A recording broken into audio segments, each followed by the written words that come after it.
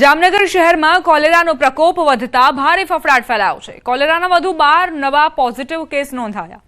ધરાર નગરમાં 3 કેસ બાદ હવે દર્દીઓનો આંકડો વધ્યો। મનપાની આરોગ્ય વિભાગની ટીમોની સઘન કાર્યવાહી। કોલેરાગ્રસ્ત વિસ્તારોની આસપાસ તંત્ર દ્વારા કડક જાહેરનામું બહાર પડાયું છે। અસરગ્રસ્ત વિસ્તારોમાં દવાના છંટકાવ અને સર્વેની કામગીરી તેજ કરાઈ। દૂષિત પાણી અને ખોરાક અંગે લોકોને સાવચેત રહેવા અપીલ। આરોગ્ય વિભાગે કોલેરાના પોઝિટિવ રિપોર્ટ બાદ સતર્કતા વધારી દીધી છે। અમદાવાદથી સમાચાર। અમદાવાદ એરપોર્ટ પર કસ્ટમ વિભાગે ડ્રગ્સનો મોટો જથ્થો ઝડપ્યો છે। ચેન્નઈના પ્રવાસી પાસેથી 6.8 કિલો હેરોઇન જપ્ત કરાયો। આંતરરાષ્ટ્રીય બજારમાં હેરોઇનની કિંમત 30 કરોડ રૂપિયા થાય છે। મલેશિયાથી હેરોઇન ભરેલા 29 પેકેટ્સ અમદાવાદ એરપોર્ટ પર લવાયા। મસાજ માટેના સાબુના પેકેટમાં છુપાવીને લાવવામાં આવ્યું હતું ડ્રગ્સ। કસ્ટમ વિભાગે ડ્રગ્સ સાથે પ્રવાસીની ધરપકડ કરી તપાસ આદરી છે।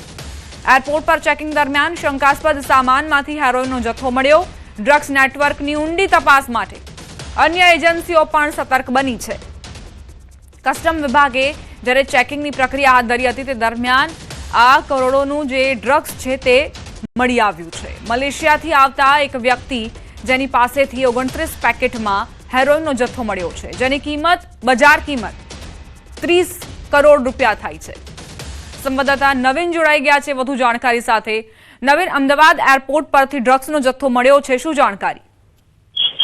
દીપા, એર એશિયા ફ્લાઇટમાં મલેશિયાથી એક યુવક જે મૂળ ચેન્નઈનો રહેવાસી છે તે આવી રહ્યો હતો અને તેની જે લગેજ છે લગેજની અંદર 29 જેટલા પેકેટો હતા જે હર્બલ મસાજ અને જે સાબુ હોય છે તે હતા। એટલે કસ્ટમને શંકા ગઈ કે કોઈ વ્યક્તિ આટલી બધી સાબુ જે છે તે મલેશિયાથી કેમ લઈને આવી રહ્યો છે, તો એની તપાસ કરતા અંદરથી હેરોઇનનો જથ્થો એટલે કે કરીબન 6.8 કિલો એટલે એની જે આંતરરાષ્ટ્રીય જે કિંમત છે તે લગભગ 30 થી 35 કરોડ ગણી શકાય તે કબજે કરવામાં આવ્યું છે।